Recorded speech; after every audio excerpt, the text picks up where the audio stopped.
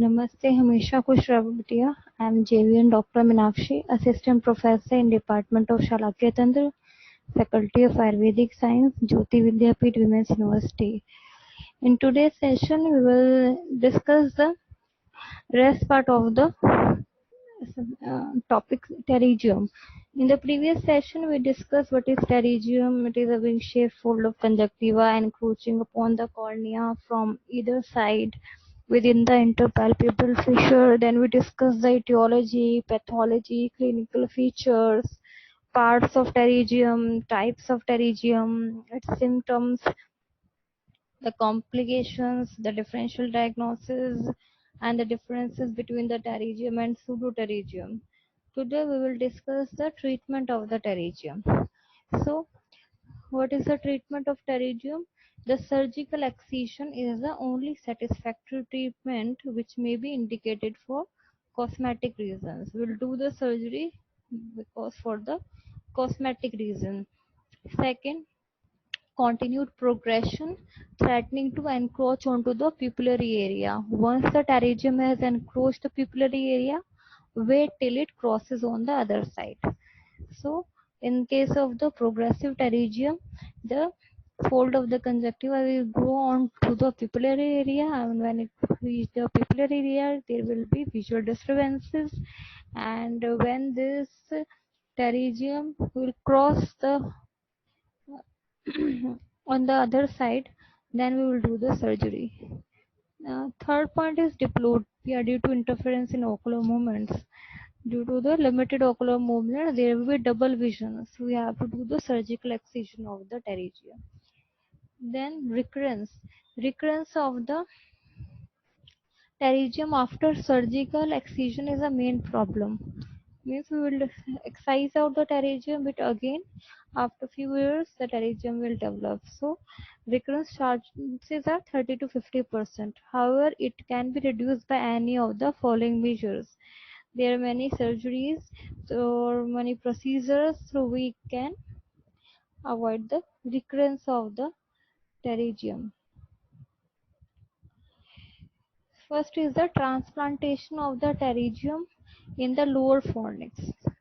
It is called the Mac-Reynolds operation. Is not performed now. So we can do what we can do. We can transplant the pterygium in the lower fornix.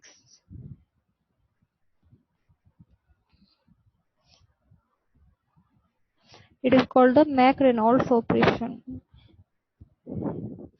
Earlier it was a standard procedure for this condition, but it is not performed nowadays. The operation consists of dissecting the head with the attached neck and part of the body of the pterygium from its bed, and a suture was placed through the head and brought down into a bulbar conjunctiva pocket that had been dissected inferiorly to 6 o'clock. The suture was anchored into the superficial sclera at 6 o'clock. The pocket flap was then pulled up over the body of the pterygium and then tacked down to the body of pterygium. So earlier this was done, not performed nowadays. Next is the post-operative beta radiations. Earlier they used to do the radiation therapy and the beta radiations were used, and but nowadays it is not done. And the third thing is the post-operative use of antimitotic drugs like mitomycin C or Thiotepa. So after the surgeries, mitomycin C or Thiotepa, which are the antimitotic drugs, they are used as a chemotherapeutic agent to reduce the division of cells. So we can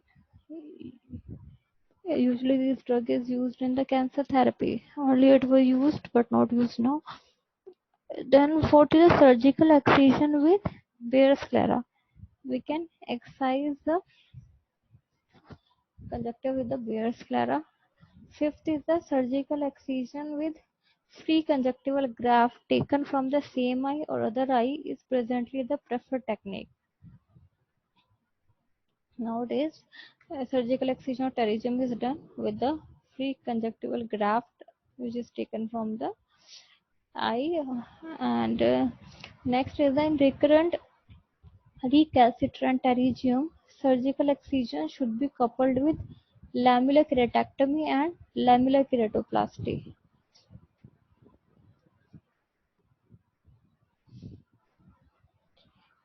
uh, in recurrent recalcitrant pterygium, recalcitrant means which are uncooperative pterygium, means which is hard to treat. In this case, the surgical excision of the pterygium is done along with the lamellar keratectomy, means the layer of cornea is also removed. Lamellar keratectomy is the removal of the damaged or diseased epithelium and stroma. So the part of the cornea damaged is also removed, means in the form of layers. Or lamellar keratoplasty. Keratoplasty is a replacement of the diseased cornea with the healthy cornea. Next is the surgical technique of pterygium excision. First of all, after topical anesthesia, eye is cleansed, draped and exposed using universal eye speculum. First of all, we have to anesthetize the eye with the topical eye drops. Then eye is cleaned, wrapped, and with an instrument known as the universal eye speculum, it is exposed. Then head of the pterygium is lifted and dissected off the cornea very meticulously. Then the head part of the pterygium, which is on the cornea, it is lifted and it is dissected off the cornea. Here you can see this technique, how they are dissecting the head part. They are removing it, then they are suturing it. In this they have shown the various procedure. The main mass of pterygium is then separated from the sclera underneath and the conjunctiva superficial. Then the which is the main pass or the body of the pterygium, it is separated from the sclera below it and the conjunctiva superficially. Then pterygium tissue is then excised, taking care not to damage the underlying medial rectus muscle. Then the pterygium tissue is excised and we have to take care of the medial rectus muscle. Then hemostasis is achieved and epithelial tissue exposed is cauterized thoroughly. Then we have to control the bleeding after surgery and the epithelial tissue is cauterized. The next step differs depending upon the technique adopted. Next step, in simple excision, the conjunctiva is sutured back to cover the sclera. Simply we can uh, suture the conjunctiva. In bare sclera technique, some part of the conjunctiva is excised and its edges are sutured to the underlying epithelial tissue, leaving some bare part of sclera near the limbus. In bare sclera technique, we have to leave some part of the sclera bare near the limbus. Third is the free conjunctival membrane graft may be used to cover the bare sclera. In this, the conjunctival membrane grafting is done and we have to cover that bare sclera. This procedure is more effective in reducing the recurrence. Free conjunctiva from the same or opposite eye may be used as a graft. Then fourth is a limbal conjunctival autograft transplantation. It is called the LLAT. It is used to cover the defect after pterygium excision. Is the latest and most effective technique in the management of pterygium. This eye, the limbal conjunctival autograft transplantation is done and it is the most effective technique. Here are the surgical procedures. In A, there is a dissection of head from the cornea. In A step, they will dissect the head of the pterygium from the cornea. And in B, the excision of pterygium tissue under the conjunctiva. Then in C step, direct closure of the conjunctiva after undermining. In D step, there is bare sclera technique, suturing the conjunctiva to the epithelial tissue. And in E, free conjunctival graft after excision, excising the pterygium. So these are all the surgical technique of pterygium excision. So here completes our topic pterygium. Thank you so much. This session is powered by digital version 2.0 Jyoti Vidyapeeth Women's University. I hope you're satisfied with my digital session. If you have any query, please mention in the comments box. I will resolve it. Thank you so much. Which is the 1/3 of the total refractive power of the eye. It is a 3/4 of the total refractive power of eye. That is, the total refractive power of eye is 60 diopter, and that of cornea is 45 diopter. Then the histology, there are 6 layers: anterior epithelium, Bowman's membrane, central stroma, Dua's layer, Descemet's membrane, endothelium. You can see in this image the epithelium, Bowman's layer, stroma, Dua's layer, Descemet's layer, and endothelium. First, the epithelium. The cornea epithelium is stratified, squamous, and non-keratinized. It is continuous with conjunctival epithelium at limbus, but having no goblet cells. Thickness is 50 to 90 micrometer. Consists of 5 or 6 layers of nucleated cells resting on a basal lamina, namely the basal cells, wing cells, and the surface cells. The basal lamina is secreted by the basal cells. It is 0.1 to 1 micrometer wide. Ultrastructurally, it is distinguished in two parts: lamina lucida and lamina densa. Lamina lucida is superficial, lamina densa is deep osmophilic. Then epithelial turnover. The early study suggested that the epithelium replaced approximately weekly by division of basal cells and the older shell from the surface. It is now recognized that the germinative region lies at the limbus. The stem cells and the cells migrate at a very slow rate to the center of cornea, which may be as long as the ear. Second layer, the Bowman's membrane. It binds the corneal stroma anteriorly with basement membrane of epithelium. It is not a true elastic membrane. Once destroyed, does not regenerate.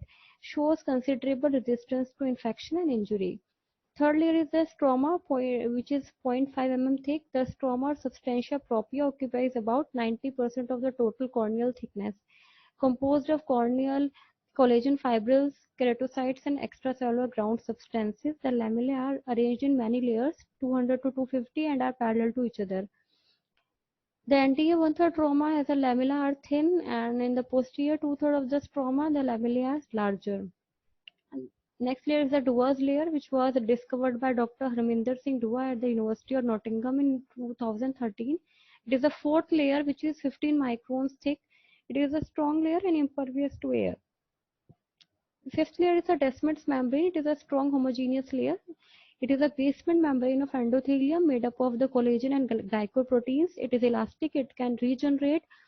It has a resistance to chemical agents, infection, and pathological processes. The peripheral rim of Descemet's membrane is the internal landmark of the corneal limbus, and also it is the anterior limit of the trabecular measure, which is called the Schwalbe's line.